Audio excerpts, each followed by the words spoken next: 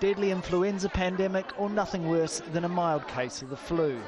Here in Thailand, their swine flu vaccination program has just begun. But in other parts of the world, serious questions are being raised about the handling of the pandemic. Health officials around the world had believed swine flu could kill hundreds of thousands, if not millions. They introduced emergency measures and spent in excess of $20 billion on vaccines. But now Wolfgang Wodarg, head of health at the Council of Europe, says they got it wrong.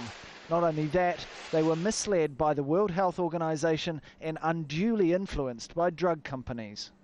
The WHO, in cooperation with some big pharmaceutical companies and their scientists, redefined pandemics and lowered the alarm threshold. Those new standards forced politicians in most states to react immediately and sign marketing commitments for additional and new vaccines against swine flu and spend billions of dollars to catch up. France is one country feeling the prick of embarrassment. Officials spent a staggering $1.25 billion buying 94 million doses of H1N1 vaccine.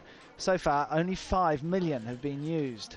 Now the country, like many others that bought big, is trying to sell off surplus stock. Having committed to buy the vaccines, Dr. Wodarg says health officials then sought to justify their decision. Never before the search for traces of a virus was carried out so broadly and intensively. Besides, many cases of death that happened to coincide with seropositive H1N1 lab findings were simply attributed to swine flu and used to foster fear. Nearly 13,000 people worldwide have died of the virus, the largest share in the United States and Canada.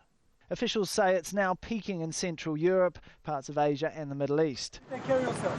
But it hasn't been the killer some predicted, when the figure of 12,000 is compared to more than 250,000 people who die of seasonal flu each year. Dr. Wodarg says the H1N1 vaccine was not sufficiently tested and was needlessly exposed to millions of healthy people. Drug maker GlaxoSmithKline have responded by saying, allegations of undue influence are misguided and unfounded. The WHO declared that H1N1 swine flu met the criteria for a pandemic. Responding to it has required unprecedented collaboration. As WHO has stated, legal regulations and numerous safeguards are in place to manage possible conflicts of interest. The Council of Europe has decided to investigate his claims. If proven, the industry that profited most from the pandemic, the drug companies, may now have the most to fear.